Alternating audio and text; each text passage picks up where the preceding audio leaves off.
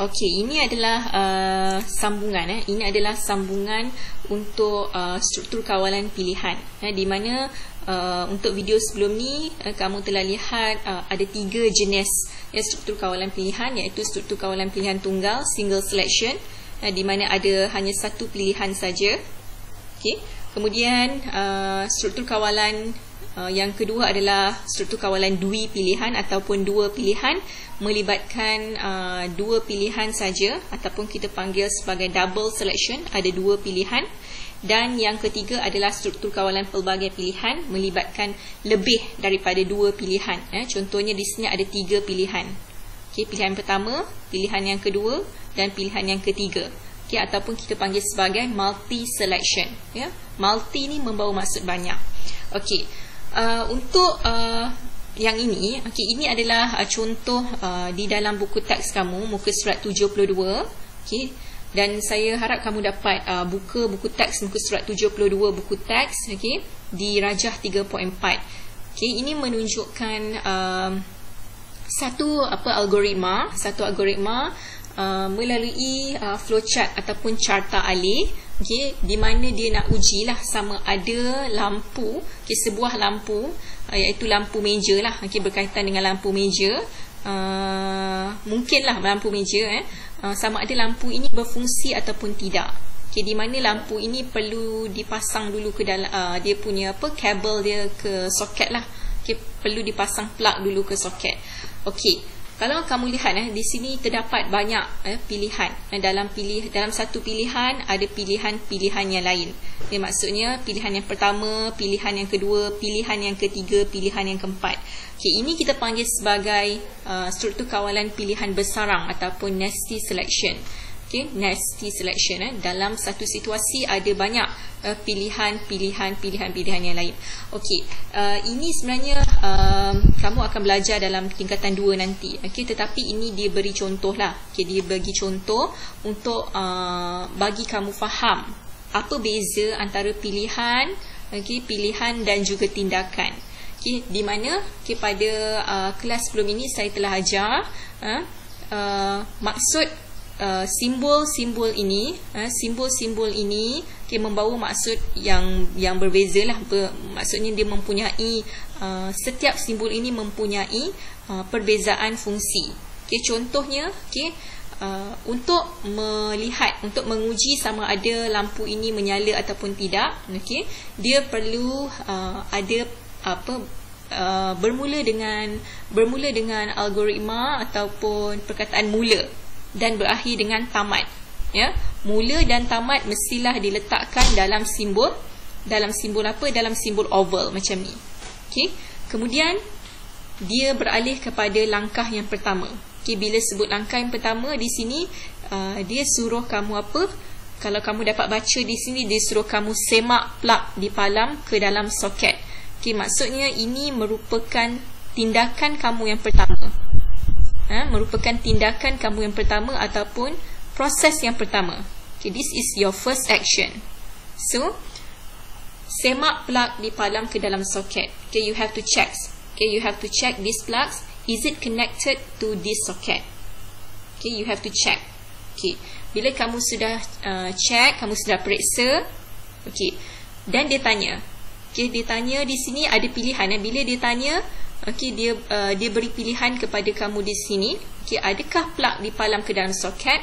Plug di palam ke dalam soket. Okay, dia tanya di sini. Jadi ada pilihan di sini ya ataupun tidak. So bila pilihan, okay, dia menggunakan simbol diamond. Bila ada pilihan, dia akan menggunakan simbol diamond. Dia letakkan dalam simbol diamond. Okay, berbeza dengan tindakan. Tindakan, action, okay, dia letakkan dalam simbol rectangle. Okay, ini adalah pilihan. Okay, bila pilihan perlu letak dalam simbol diamond. Okay, plug di palam ke dalam soket. Okay, dia tanya kamu. Okay, is it this plug is connected to the socket? So, ya ataupun tidak. Jika kamu jawab tidak, okay, jika belum dipalam ke dalam soket, so kamu perlu palamkan plug ke dalam soket. Okay, you have to connect this plug to this socket. Ini adalah tindakan yang kedua. Okay, so tindakan yang kedua, action yang kedua, okay, perlu diletakkan dalam simbol rectangle. Okay, apa-apa saja tindakan, apa-apa saja aktiviti ataupun proses, langkah dan sebagainya perlu diletakkan di dalam simbol rectangle. Okay. So bila kamu sudah buat, okay, sudah masukkan, sudah connect, okay, this plug to this socket, you have to, yang ketiga, okay, you have to semak switch socket dipasang. Okay, this is the third action. Okay, ini adalah tindakan yang ketiga. Semak switch socket dipasang. Okay, bila tindakan yang ketiga perlu diletakkan di dalam simbol rectangle. Okay, apa-apa saja tindakan perlu diletakkan dalam simbol rectangle. Okay, semak switch socket dipasang. Dia suruh semak. Okay, semak sama ada switch ini dipasang ataupun belum ataupun tidak. Okay, you have to check. Okay, is it this socket is switch on? Okay, so dia tanya, okay, dia buat satu pertanyaan di sini, satu soalan di sini untuk kamu jawab sama ada ya ataupun tidak. Dia buat pilihan yang kedua. Okay, adakah switch socket dipasang? Okay, is it this socket is switch on? Okay, is it this socket is switch on? Okay, jika tidak, kamu perlu pasang switch socket. Kamu perlu pasang switch, maksudnya you have to switch on the socket lah. Okay, jika sudah pasang switch socket ini tadi, bila kamu sudah switch on the socket, so kamu perlu pasang switch lampu pula. Okay, di mana terletaknya switch lampu? Okay, ini tadi switch socket kan? Okay, you dah switch on the socket and then you have to switch on the light. Okay, switch on the light maksudnya di sinilah. Di sini kamu perlu pasang switch lampu. Pasang switch lampu berada di sini. Okay, ini sudah tindakan yang kelima. Okay, 1, 2, 3, 4, 5. Okay, so sekarang ini adalah tindakan yang kelima, pasang switch lampu, switch on the light. Okay, bila kamu pasang switch lampu, dia tanya lagi, dia tanya lagi untuk kamu buat pilihan. Okay, adakah lampu menyala? Okay, is it this light is on? Okay, adakah lampu menyala? Jika lampu menyala, ya.